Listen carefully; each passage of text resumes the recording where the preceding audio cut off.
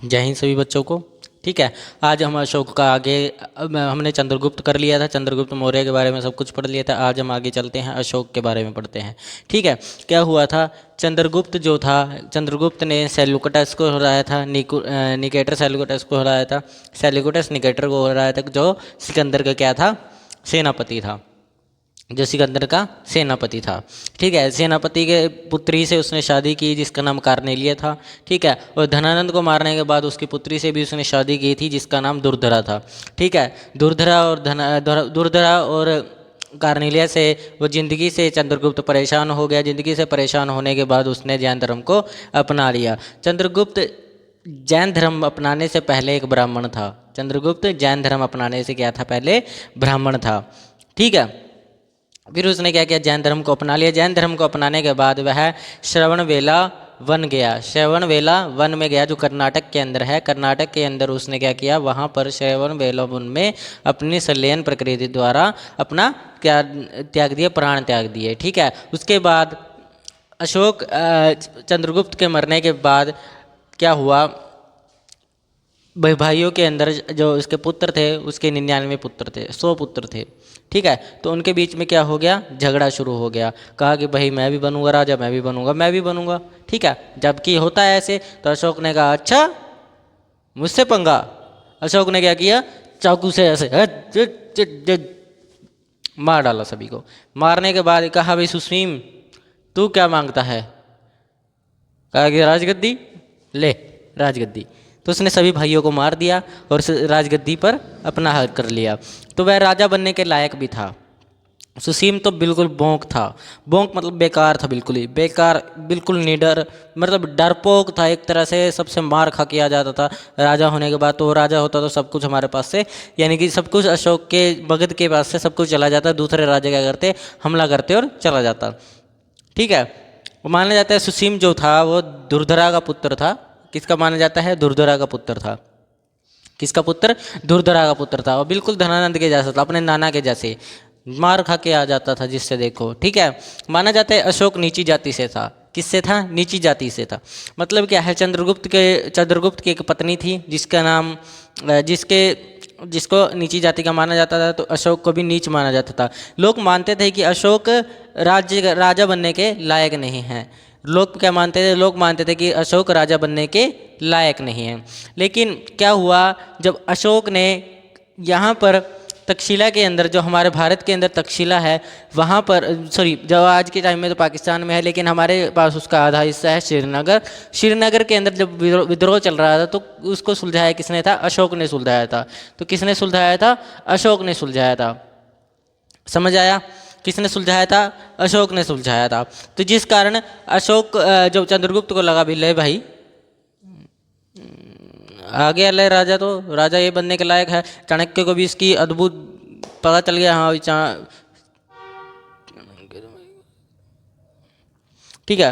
अब क्या करें भाई, उसको आगे पता चलेगा। ठीक है, अब चाणक्य ने क्या किया, अशोक ने क्या किया, अब अशोक राजा बन गया। अपने भाइयों को मारने के बाद क्या बन गया, राजगद्दी पर बैठ गया। कहा कि ले भाई अब तो ना बचता कोई भी, अब मगध की सीमाएं बड़ी करेंगे। तो उसने क्या किया, मगध की सीमाओं को बड़ी किया। मगध की सीमाओं को बड़ी करने के लिए उसे कलिंग को जीतना था। किसको जीतना था, कलिंग को जीतना था।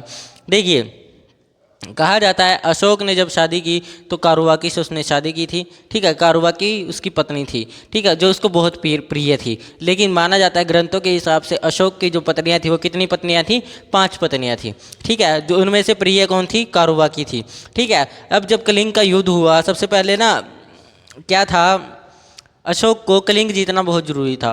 क्या जीतना जरूरी था, कलिंग, क्योंकि कलिंग एक व्यापारिक स्थान भी था। और कलिंग मतलब कि आज का उड़ीसा।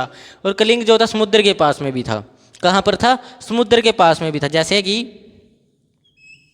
देखिए, मेरी ड्राइंग इतनी अच्छी तो नहीं है, यहाँ पर कहीं कहीं पर उड़ीसा है। तो कलिंग जो था वो किसके पास में था, किसके पास में था, समुद्र के पास में, तो समुद्री व्यापार वहाँ से बढ़ सकता था और वहाँ पर व्यापारी बहुत ज़्यादा आते थे।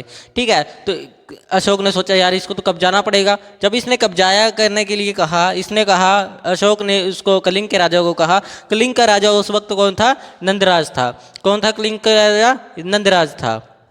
उसने नंदराज को कहा भी देखो कि अशोक ने कहा नंदराज को भी देखो, मैं तुम्हें कह रहा हूँ भी तुम मेरे साम्राज्य में मिल जाओ। ठीक है, मैं युद्ध नहीं चाहता, युद्ध चाहने के बाद तो जीत मेरी ही होनी है, तो मैं युद्ध के बिना ही आपको अपने में मिलाना चाहता हूँ। तो क्या किया नंदराज ने? मना कर दिया, कहा कि नहीं, कलिंग हमेशा स्वतंत्र रहा है तो हमेशा स्वतंत्र रहेगा। दरअसल क्या था, कलिंग जो था एक स्वतंत्र राज्य बन चुका था, हम स्वतंत्र रहते हैं और स्वतंत्र ही रहेंगे। ठीक है, लेकिन नंदराज ने जब मना किया तो अशोक ने कहा कि मेरे को मना करेगा? हैं, मेरे को मना करेगा? तूने पता नहीं, तूने अपनी मौत को बुलावा दिया है। ठीक है, तो अशोक ने क्या किया? अशोक ने कहा सेना को जाओ, घुसो घुसो, मारो। जब उसकी सेना ने बुरी तरह से मार काट कर, ठीक है, क्या किया? मार काट कर पूरी धरती लहू लुहान कर दी। नदी थी जो, नदी के अंदर पूरा पानी खून से भर गया था, खून ही खून हो गया था। ठीक है, किसी का बच्चा बेचारा बैठा हुआ रो रहा है, मेरी माँ मर गई, मेरा बाप मर गया। ठीक है, किसी की माँ बेचारी रो रही है, मेरे बच्चे मर गए। ठीक है, किसी का पिता देख रहा है बेचारा भी मेरे बच्चों को क्या हाल हो गया। क्या होता है, किसी की पत्नी मर गई, किसी का पति मर गया, यानी कि ये सब वहाँ पर काम हो गया। तब क्या था, अशोक की एक रणनीति थी भी, जब भी वो युद्ध करेगा, उसकी सेना युद्ध करेगी तो वो वहाँ का ब्यौरा लेने जाएगा। तो जब वो ब्यौरा ले रहा था, कलिंग का जब ब्यौरा ले रहा था, तो वो ये दृश्य देखकर उसका मन दुखी हो गया। किसी का पुत्र रो रहा है, किसी की माँ रो रही है, कोई जो अर्धमरा इंसान है वो भी उससे डरकर भाग रहा है। ठीक है, तो उसने कहा यार क्या जीत है ये जीत कैसी, जब जनता ही खुश नहीं, जनता ही मुझसे डर कर भाग रही है, तो कैसी चीज़ की जीत? क्योंकि जब आपसे कोई इंसान डरने लग जाता है ना, जब आपसे लोग दूर भागने लग जाते हैं, तो आपको लगता है यार, आपको चाहे फिर करोड़ों रुपए भी दे दी जाए, आपको फिर वो भी बहुत कम लगेंगे जब लोग आपसे डरने लगेंगे। ठीक है, तो आपको उनमें भी खुशी नहीं मिलेगी। तो इसीलिए राजा को, अशोक को क्या हुआ, अशोक का मन दुखी हुआ।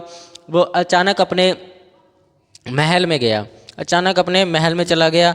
महल में जाने के बाद उसको क्या हुआ, वो अकेलापन महसूस करने लगा। उसने कहा अकेला रहने में अभी मेरी भलाई है, मुझे अकेला छोड़ दो। उसकी जो चारों रानियां थी वो बहुत डरती थी उससे। कहा कि कहीं हम बनाने गई कि क्या हुआ है, कहीं पता चले पीछे तलवार उठाई खोप दी। ठीक है, तो उसकी पत्नी थी एक प्रिय पत्नी जो थी उसकी, कारुबाकी।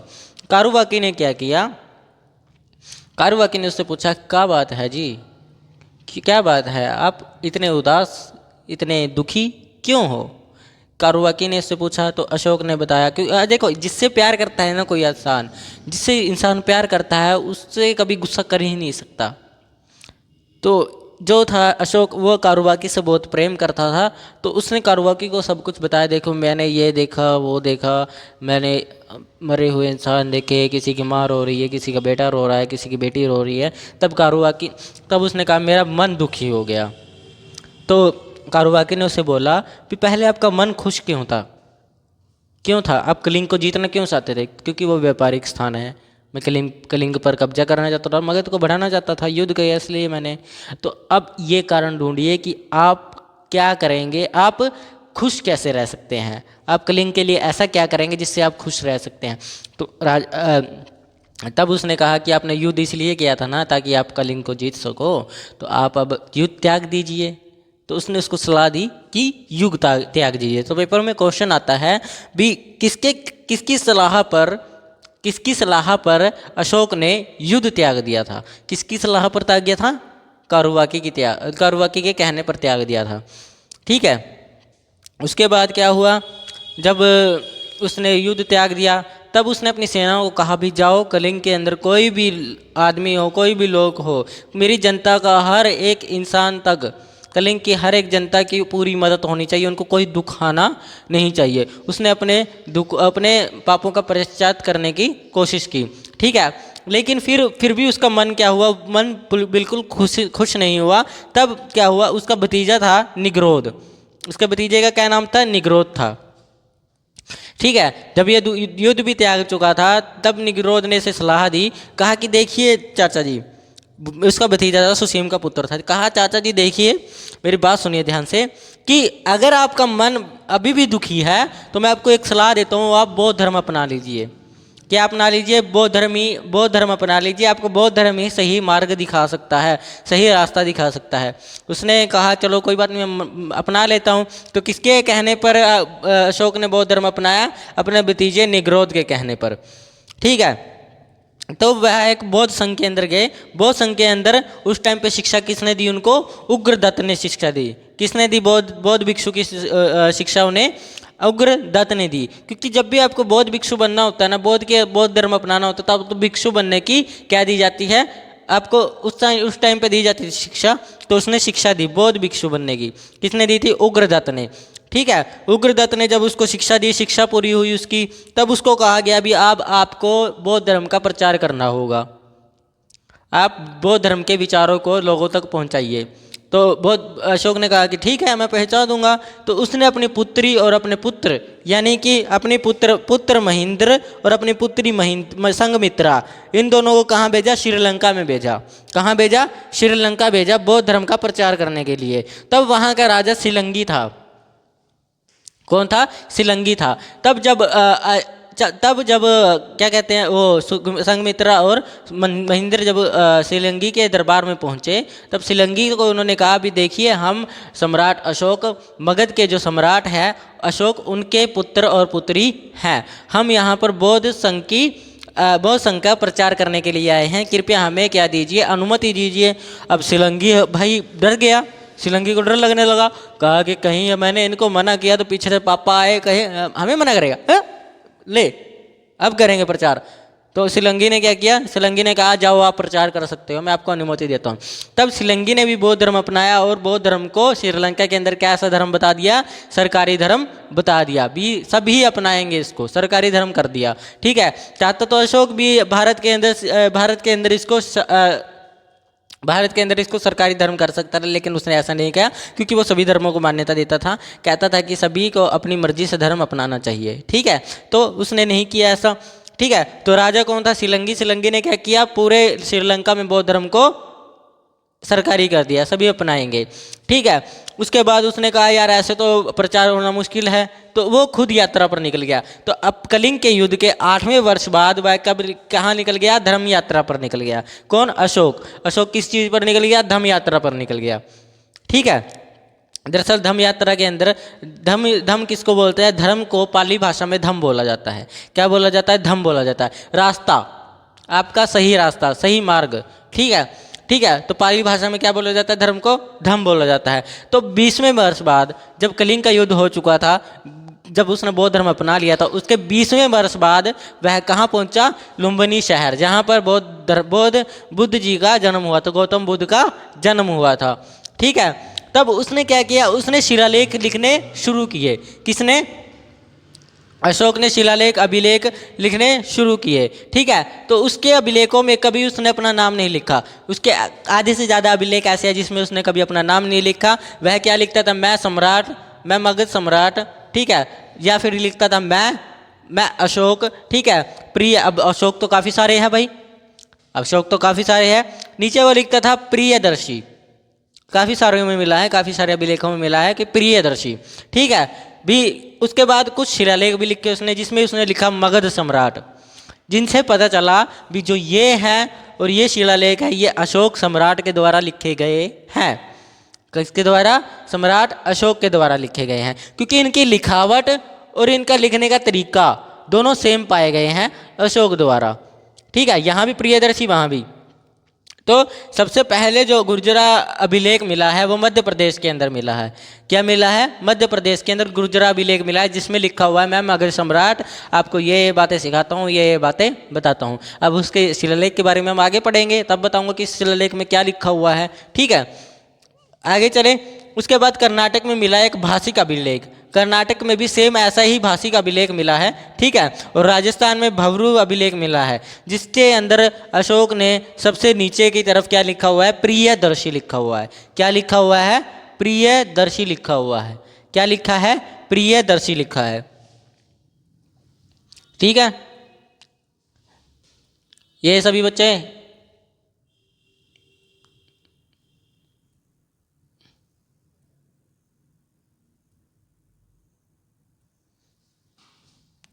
चलिए देखिए आगे, समझ आया इतना? ठीक है। अब देखिए उसके शिलालेख किन किन भाषाओं में मिले हैं। देखिए उसके शिलालेख मिले हैं ब्राह्मी लिपि के अंदर। ब्राह्मी लिपि के अंदर कुछ अभिलेख मिले हैं। ठीक है। खरोटी, खरोटी एक उर्दू भाषा की ही एक आगे की पंक्ति है। जैसे आपकी जो देवनागरी लिपि है उसकी आगे हिंदी है। ठीक है। उर्दू भी उसी में है। तो खरोटी जो है उर्दू का एक भाषा का एक अंग है। ठीक है। जो बाएं से दाएं की तरफ लिखा जाता है, यानी कि बाएं से दाएं की तरफ लिखा जाता है, ऐसे लिखा जाता है। हम कैसे लिखते हैं? ऐसे लिखते हैं। लेकिन वो कैसे लिखा जाता है? ऐसे लिखा जाता है, दाएं से बाएं की तरफ, सॉरी बाएं से दाएं की तरफ। ठीक है। एक अरमाइड मिला है, अरमाइड अभिलेख मिला है। अरमाइड अभिलेख कहाँ पाया गया है? अरब में पाया गया, अरब के अंदर। अरब देश के बारे में सुनना होगा, अरबेनियन। ठीक है। भारत में जो पाए गए हैं उसके बाट प्रेरणा पाया गया है। क्या पाया गया? बाट प्रेरणा अभिलेख पाया गया है। कौन सा अभिलेख? बाट प्रेरणा अभिलेख पाया गया है। ठीक है। बाट प्रेरणा अभिलेख पाया गया है। और ये प्रेरणा किससे मिली थी उनको? ये अभिलेख लिखने की प्रेरणा अशोक को मिली थी डेरियस से। किससे मिली थी? डेरियस से उनको ये अभिलेख लिखने की क्या मिली थी? प्रेरणा मिली थी। और जो कि डेरियस एक यूनानी राजा था जिसको बिंदुसार ने जिससे क्या वाइन मंगाई थी, वाइन मंगाने की अनुमति मांगी थी। ठीक है। और इसे सबसे पहले पढ़ा था जेम्स प्रिंसेल ने। किसने पढ़ा था? जेम्स प्रिंसेल ने। टोटल अशोक ने 8000 शिलालेख लिखे हैं, लेकिन हमें पढ़ने कितने हैं? सिर्फ इम्पोर्टेंट ही पढ़ने हैं, हमें 14 के 14 ही पढ़ने हैं, उससे ज़्यादा हमारे पेपर में नहीं आते। ठीक है। देखिए आगे, आगे देखते हैं हम इसके अशोक के लिखे हुए शिलालेख, उनमें क्या क्या क्या लिखा गया है, क्या क्या नहीं लिखा गया। देखिए सबसे पहला जो शिलालेख आता है वो आता है अहिंसा के बारे में। इसमें अशोक बताता है भी किसी को अहिंसा नहीं करनी चाहिए, सबको हिंसा के मार्ग पर चलना चाहिए, शांतिपूर्वक अपना जीवन जीना चाहिए, दूसरों को भी जीने देना चाहिए और अपना भी जीवन शांतिपूर्वक जीना चाहिए। ठीक है। ना दूसरों को दुख दो, ना अपने को दुख दो। ठीक है। अपने आप शांति में रहोगे, किसी से दुश्मनी नहीं करोगे, सबसे दोस्ती रखोगे तो कोई भी आपका दुश्मन पैदा नहीं होगा और आपको नहीं मारेगा। आपकी मृत्यु जो होगी वृद्धावस्था में ही होगी। ठीक है। ये बात इसमें लिखी गई है।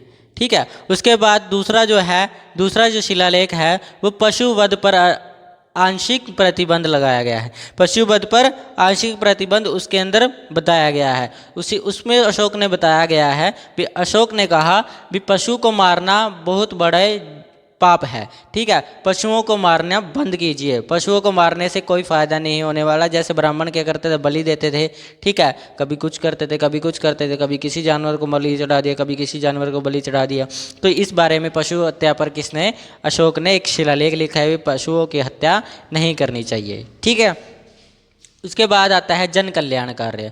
जन कल्याण कार्य, ठीक है, मतलब जनता के लिए राजा को हमेशा जनता का कल्याण करना चाहिए। जनता का कल्याण मतलब कि उनको सुख सुविधा सारी देनी चाहिए, उनकी अच्छे से देखभाल करनी चाहिए, भी कोई प्रॉब्लम ना हो किसी जनता वाले को। और दरबार को 24 घंटे खोले रखने का इसके अंदर बताया गया है। ठीक है। दरबार को क्या रखने का? 24 घंटे खुला रखने का बताया गया है। कहा गया है कि अस्पताल बनवाइए उनके लिए, वैद्य जैसे वैद्य अलग अलग ज़िले में, अलग अलग राज्य में, अलग अलग गांव में एक एक दो वैद्य होने चाहिए। ठीक है। कुएं होने चाहिए पानी पीने के लिए, पेड़ लगाओ हर जगह। ठीक है। ताकि अच्छी हवा आ सके, इंसान और पशु दोनों को सुविधा दीजिए, ये सब। ठीक है। पड़ोसी राज्य का भी इसके अंदर वर्णन मिलता है। तो पेपर में क्वेश्चन आता है पड़ोसी राज्यों को किसके अंदर वर्णन मिलता है? जन कल्याण में। किसके अंदर मिलता है? जन कल्याण में। पड़ोसी राज्य, पड़ोसी राज्य का भी किस में वर्णन मिलता है? जन कल्याण में मिलता है। ठीक है। उसके बाद है नैतिक अधिकारी। ठीक है। नैतिक अधिकारी, ठीक है। इसके अंदर क्या बताया गया? इसके अंदर धर्म के प्रचार के बारे में बताया गया है। कहा गया है कि धर्म का प्रचार हमेशा करना चाहिए। ठीक है। अपने धर्म को अपनाना चाहिए, अपनी मर्जी से अपनाना चाहिए, धर्म की शिक्षा लेनी चाहिए। ठीक है। प्रशासन में सुधार करना चाहिए, राजा को क्या करना चाहिए? प्रशासन में सुधार करना चाहिए और जन कल्याण के लिए जिम्मेदारी रखनी चाहिए। ये बात किसने बताई थी? अशोक ने शिलालेख के अंदर बता रखी है। ठीक है। और जो 5वां शिलालेख था उसका समाज के कमज़ोर वर्गों की सुरक्षा, यानी कि जो भी समाज के अंदर कमज़ोर वर्ग हैं, ठीक है, जैसे जाति है कमज़ोर, बेचारे कमज़ोर है कि लड़ नहीं सकते, कर नहीं सकते, और उनकी आंशिक और आर्थिक स्थिति भी कमज़ोर है, तो राजा को उनकी बातें समझनी चाहिए और उनकी मदद करनी चाहिए। ठीक है। ये किसके अंदर बताया गया है? 5वें शिलालेख में बताया गया है। ठीक है। अब छठा शिलालेख जो उसका था, सम्राट की जवाबदेही। सम्राट की जवाबदेही के अंदर उसने बताया कि राजाओं को हमेशा जनता की बात सुननी चाहिए, जनता का ख्याल रखना चाहिए, ठीक है, और जनता के लिए दरबार को 24 घंटे खुला रखना चाहिए, ठीक है। अशोका, मैं जानता हूँ कि मुझे क्या करना है, ठीक है। और अशोक कहता है इसके अंदर कि मैं जनता का सेवक हूँ, उनका राजा नहीं, ठीक है। उसके बाद आता है 7वां, सभी धर्मों के प्रति सहिष्णुता पूर्वक, यानी कि सभी धर्मों को बराबरी का अधिकार देना चाहिए, सभी धर्मों को आप बराबरी का अधिकार देकर उनका सम्मान करना चाहिए, ठीक है। सभी संप्रदायों का सम्मान करना चाहिए, जो भी संघ है उनके, ठीक है।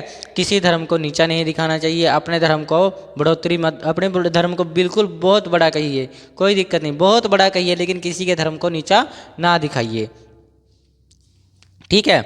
उसके बाद आता है 8वां शिलालेख। 8वें शिलालेख के अंदर अशोक ने अपनी धर्म यात्रा के बारे में बताया, धम्म यात्रा के बारे में बताया, ठीक है। राजा का शिकार धर्म यात्राओं से बदलना, ये अपना बारे में उसने बताया है, ठीक है। जनता से मिलना, शिक्षा देना, ठीक है, क्या करना, शिक्षा देना, उनको अच्छी बातें बताना, उनको उपदेश देना, ठीक है। ये किसने बताया है? अशोक ने अपने धम्म यात्रा के अभिलेख के अंदर बताया है। उसके बाद आता है व्यर्थ धार्मिक अनुष्ठान छोड़ो, ठीक है, यानी कि पूजा पाठ इनके अंदर कुछ नहीं रखा। अशोक ने क्या बताया है अपने 9वें अभिलेख के अंदर? अशोक ने बताया है व्यर्थ धार्मिक अनुष्ठान छोड़ो। मतलब क्या है? पूजा पाठ करना छोड़ो, भगवान आपको पूजा पाठ करने से नहीं मिलने वाला, ठीक है। क्या बोला है? पूजा पाठ करने से नहीं मिलने वाला। सच्चा धर्म आपका कर्म होता है। क्या होता है? सच्चा धर्म आपका कर्म होता है, ठीक है। अगर कर्म अच्छे नहीं हैं तो आपको सच्चा धर्म आपको कहीं भी पुण्य नहीं देने वाला, ठीक है, ठीक है ना, समझे ना। तो इसी बात पर एक बात है कि सबको अपने पापों का पता होता है, गंगा के किनारे यूं ही भीड़ नहीं लगती। समझ आया? समझ आया ना। तो सबको पता होता है अपने कर्मों का, ठीक है। तो उसके बाद अशोक का खुद के लिए संदेश है उसके 10वें अभिलेख के अंदर। 10वें अभिलेख में क्या है? अशोक का खुद का संदेश है। तो ये बात याद रखना, पेपर में क्वेश्चन आ सकता है, एनडीए के पेपर में क्वेश्चन आ सकता है भी, किस अभिलेख के अंदर क्या बताया गया है कि अशोक को खुद के संदेश के बारे में बताया गया है। कौन सा है? अशोक का खुद के लिए संदेश किस अभिलेख में लिखा गया है, कितने नंबर का अभिलेख है? तो 10वें अभिलेख में इसके बारे में ऐसा पढ़ने को मिलता है, ठीक है। सच्चा उपहार क्या है? सच्चा उपहार की बात की है इसके अंदर। सच्चा उपहार धर्म सबसे बड़ा उपहार है आप लोगों का, ठीक है। दान, सत्संग, विनम्रता अपने अंदर रखनी चाहिए, पेशेंस अपने अंदर रखने चाहिए, सब्र अपने अंदर रखना चाहिए, अपने अंदर विनम्रता रखिए, शांत रखिए अपने आप को, ठीक है। एक इसमें बताया गया, सच्चा उपहार के अंदर बताया गया सर्व धर्म संभाव, ठीक है। सर्व धर्म संभाव यानी कि सभी धर्मों को आपको बढ़ावा देना चाहिए, ठीक है। उनके परंपराओं को बढ़ावा देना चाहिए, कठोरता के अंदर नहीं रहना चाहिए, कठोरता से हमेशा बचना चाहिए, कठोर तपस्या से हमेशा बचो, ठीक है। ये बात किसने बताई है? अशोक ने बताई है।